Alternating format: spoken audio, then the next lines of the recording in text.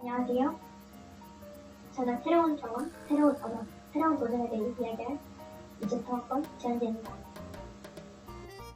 12년간의 영어 공부를 했지만 저는 그렇게 영어 말하는 실력이 좋다고 생각되지 않았습니다. 영어 교수님으로부터 잉글리시 라운지에 대한 제보를 받아서 그 활동을 통해 영어 말하기 실력 향상에 도전하게 되었습니다. 한성대학교 잉글리시 라운지에 대해 알아보도록 하겠습니다. 외국인 교수님과 1대1 영어 말하기를 할 수 있는 기회를 가질 수 있습니다. 한성대학교 학생이라면 누구나 참여할 수 있고 무료로 할 수 있다는 장점이 있습니다. 영어 라운지를 방문하기 전 저는 홍대 소규모 영어회화 모임 활동을 하였습니다. 한 달에 4만원을 내고 일주일에 2시간 정도 하였는데 한 명의 영어 선생님과 3명에서 4명 정도의 사람들과 함께 한 번 정도는 외국의 선생님과 영어로 질의응답을 하는 활동을 하였습니다. 매주 영어 활동 선생님께서 밝히셨기 때문에 저는 이 활동을 하면서 영어 실력이 올랐다고 생각되지 않았습니다. 저는 새로운 경험을 하게 됩니다. 영어 오픽에 도전한 것이 저의 새로운 경험이었는데요. 20살 대학교에 들어와서 처음으로 어학 시험인 만큼 저에게는 긴장도 있고 떨림도 있었습니다. 긴장과 떨림이 있음에도 저는 제 시간 안에 모든 질문을 대답하였습니다. 그러나 결과는 좋지 못한 결과를 가져왔는데요. 영어가 새로운 언어인 만큼 저는 그만큼 더 많은 노력을 기울여야 된다고 생각합니다. 그래서 잉글리시 라운지를 다시 방문하게 되었습니다. 한성대학교 잉글리시 라운지 활동에서 영어 발음 전문 외국인 교수님께 저의 영어 발음을 부탁하였습니다. 교수님께서는 저의 영어 발음을 들으시고 라고 하셨는데요. 오기를 적으신 것이 저에게는 항상 인상 깊게 마음속에, 기억 속에 남아있습니다. 이로써 저의 영어 발음이 잘못되었다는 것을 느끼게 되었습니다. 잉글리시 라운지 활동에도 다른 영어 활동이 필요하다고 생각되었습니다. 다른 영어 활동으로는 첫 번째로 오픈 액티비티가 있습니다. 쇼핑몰에서 결혼식한 남성 이야기가 가장 인상 깊어서 이렇게 들고 왔는데 이에 관한 영상을 보고 관련돼서 질문을 하거나 또는 관련된 영어 표현을 배워보는 활동을 하였습니다. 가장 기억에 남는 활동은 나무위에서 2년간 홀로 생활한 여자에 대한 영상을 본 활동이 기억에 남았습니다. 이에 관한 다양한 질문들이 떠올랐기 때문에 저에게는 인상 깊었습니다. 다음은 영어 그 스피킹입니다. 영어 외국인 교수님 한 분이 계시고 3명에서 4명 정도의 학생들과 같이 어울려서 그룹 스피킹을 하는 활동입니다. 저는 1학기 동안 참여하였고 1학기 상반기에는 G 교수님과 1학기 후반기에는 J 교수님과 함께 하였습니다. 1학기 상반기에는 다양한 영어 회화 표현을 익히고 저의 영어 회화 문장에 대한 오류를 고칠 수 있는 기회를 가지게 되었는데요. 제가 영어로 문장 한 문장을 말하면 교수님께서 그 문장에 대한 오류를 바로 피드백 해주십니다. 1학기 후반기에는 다양한 영어 게임을 하는데 영어 게임 중에서 가장 기억에 남는 거라는 건 폭탄 게임이 있습니다.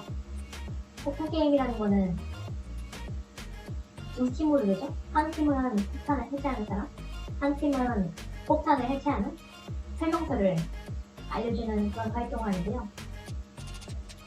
그 활동을 하면서 저는 영어 실력이 많이 늘었다라고 느낀 게 계속 영어를 사용해서 의사소통을 주고받았기 때문입니다.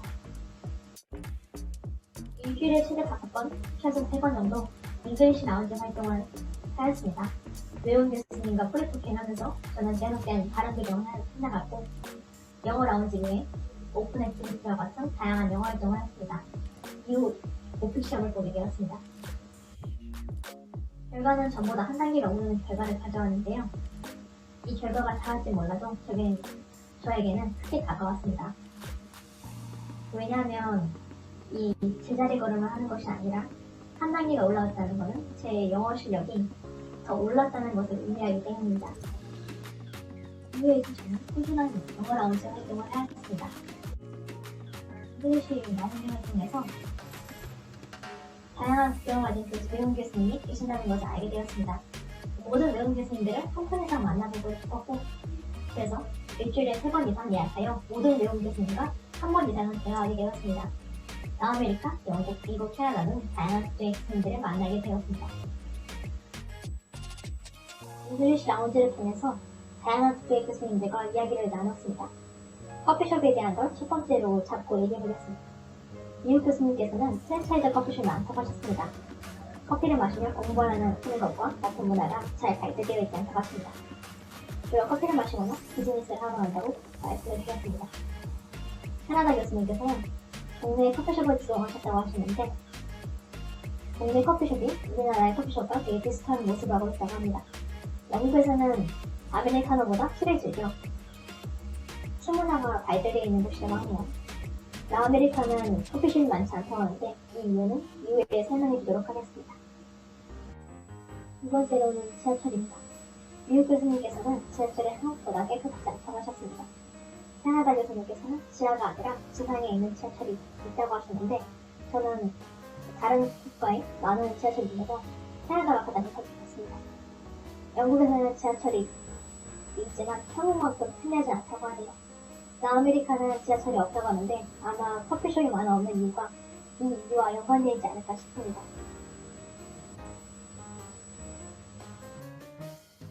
세 번째로는 식당입니다.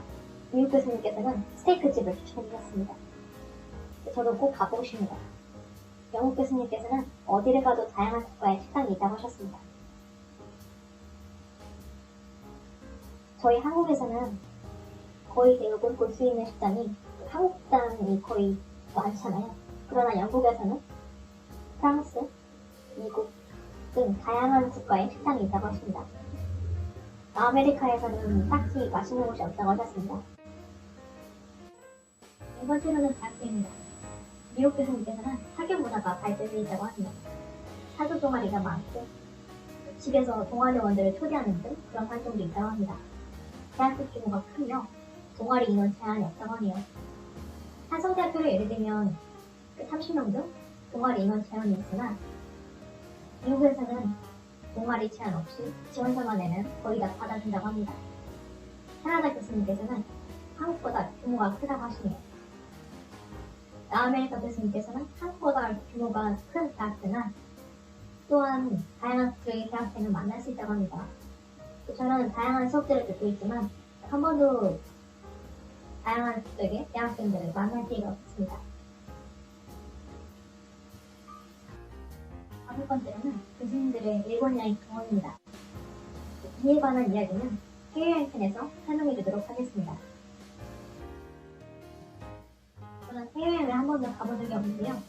그래서 다양한 국적의 교수님들께서 자신이 살았던 지역에 대한 특징을 알려준 게 저는 흥미로웠습니다. 해외가 궁금해요? 저는 새로운 도전을 하게 됩니다. 저의 첫 해외여행은 일본으로 가게 된 건데요. 교토, 오사카, 도쿄를 갈 예정입니다.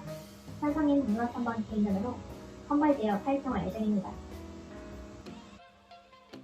일본 여행은 처음이기 때문에 다양한 정보를 모으기에 교수님께 주문하도록 하였습니다. 물론 네이버에서도 다양한 정보를 얻을 수 있지만 저는 직접 대면하여 말하는 것을 좋아하기 때문에 이런 활동을 하게 되었습니다. 앞서 이야기하지 못했던 교수님들의 일본 여행 경험에 대해서 이야기해보도록 하겠습니다. 미국 교수님께서는 음식이 맛있었고 옛날 신상을 옆에 본다고 하셨습니다. 캐나다 교수님께서는 지하철이 깨끗하다고 하셨는데 한국에서는 한 가지 교통카드로 어디든 갈 수 있다면 일본에서는 한 라인마다 티켓을 끊어야 된다는 불편한 점이 있다고 하셨습니다. 남아메리카 교수님께서는 일본 여행 중에 버스가 정해진 선안에 들어와야 문을 열어주는 경험을 했는데 이만큼 몰려온 시기 깐깐한 나라라고 합니다. 한국에서는 버스가 정해진 버스선 안에 들어오지 않아도 문을 열어주잖아요. 하지만 일본은 그렇지 않다는 점이 저에게는 인상 깊었습니다. 지금까지 저의 새로운 경험, 새로운 언어, 새로운 도전에 대해 알아보았습니다. 저희 영상을 봐주셔서 진심으로 감사드립니다.